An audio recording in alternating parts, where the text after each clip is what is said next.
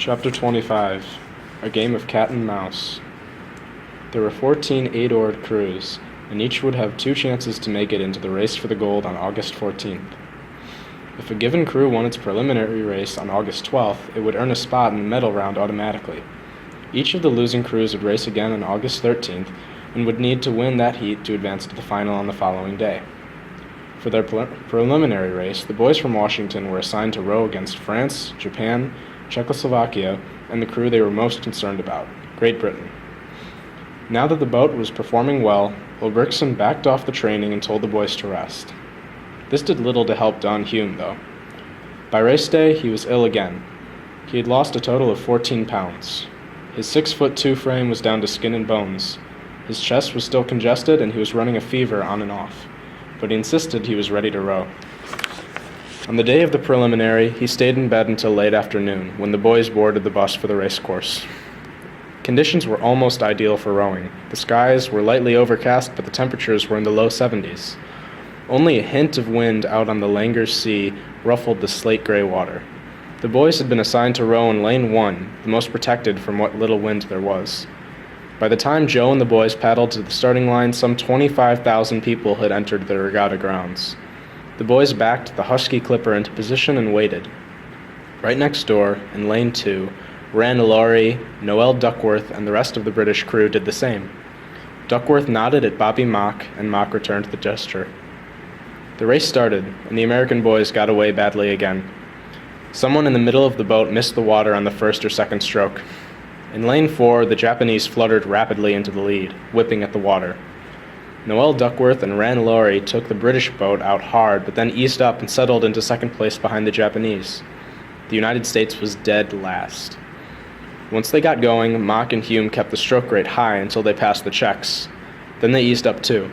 The Japanese stretched their lead over the British to a full length, but neither Mock nor Duckworth was thinking about the Japanese. They were thinking about each other, and until the halfway point they held their positions. The exhausted Japanese suddenly began to fade along with the Czechs. So did the French. That left the Americans and the Brits right where they had expected to be, alone with each other at the front of the pack. Now it was a game of cat and mouse. Mock told Hume to edge the rate up slightly to see what would happen. Hume kicked it up to 36. The U.S. boat crept to within half length of the British boat's stern. Duckworth glanced over his shoulder. He and Laurie picked up the pace. The British boat held its lead. The boys in both boats could now hear the roar of the crowd in the grandstands. The coxswains could see the finish line up ahead, but neither was ready to make his move yet. Both were holding back. Finally, with 250 meters to go, Mock shouted, "Now, boys, now! Give me 10!" The boys dug hard. The American flag snapping at the front of the Husky Clipper began to move past Duckworth, creeping halfway up the length of the British boat. For a moment, they held their position, the white blades of the U.S. shell flashing furiously alongside the crimson blades of the British. Then, Mock helped Hume to up the rate again, and the Clipper resumed advancing. The British remained out front by half a length with 150 meters to go, but the American boys had found their swing, and they were holding on to it. They were rowing as hard as they had ever rowed, taking huge, sweeping cuts at the water over and over again, rocking into beats as if they were forced together.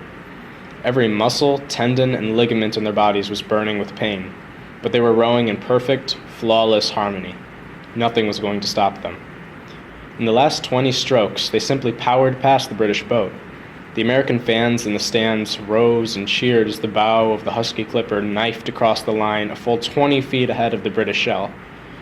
A moment later, Don Hume pitched forward and collapsed across his oar. It took Mock a full minute of splashing water on Hume's face before Hume was able to sit upright again and help paddle the shell over to the float. When they got there, though, the boys got sweet news. Their time was 6 minutes and 0.8 of a second. It was a new Olympic and world record. Ulrichsen crouched down next to the boat and quietly said, "Well done, boys." As the boys tucked into their dinners that night at the police academy in Kopnik, they were jubilant. The British would have to row and win the next day to make the finals, but the Americans would have a day off. Al Ulrichsen, though, remained deeply concerned. After dinner, he had ordered Don Hume back to his sickbed. The boy looked like death. Whatever he had, it was clearly more than a cold. Now Ulbrichtsen had to figure out who was going to stroke the boat when they raced again in 2 days. After lunch the next day, the boys wandered through town, joking, poking into shops, taking pictures, buying a few souvenirs, exploring corners of Kopnik they hadn't seen yet. Like most of the Americans of Berlin that summer, they'd concluded that the new Germany was a pretty nice place. It was clean, the people were friendly, everything worked neatly and efficiently, and the girls were pretty. But there was a Germany the boys could not see, a Germany that was hidden from them. 3 years earlier, the waters of the Langer Sea had been reddened with blood. In 1933, Nazi soldiers rounded up hundreds of Kopnik's Jews, Catholics, and others, tortured 91 of them to death, then dumped their bodies into the rivers Spree and the Langer Sea. And even as the boys explored the town to the north of Berlin, the Germans were already constructing a sprawling concentration camp. Tens of thousands of prisoners would soon die there. As the boys walked the streets that afternoon, they did not know that many of the locals they passed were doomed. People who waited on them in shops, old women strolling around the grounds of Kopnik's castle, mothers pushing baby carriages on cobblestone streets, children shrieking gleefully on playgrounds, old men walking dogs. Before long, many of them would be shipped off on trains, sent to their deaths. During the Olympics, though, the brutal reality of Nazi Germany was nearly invisible.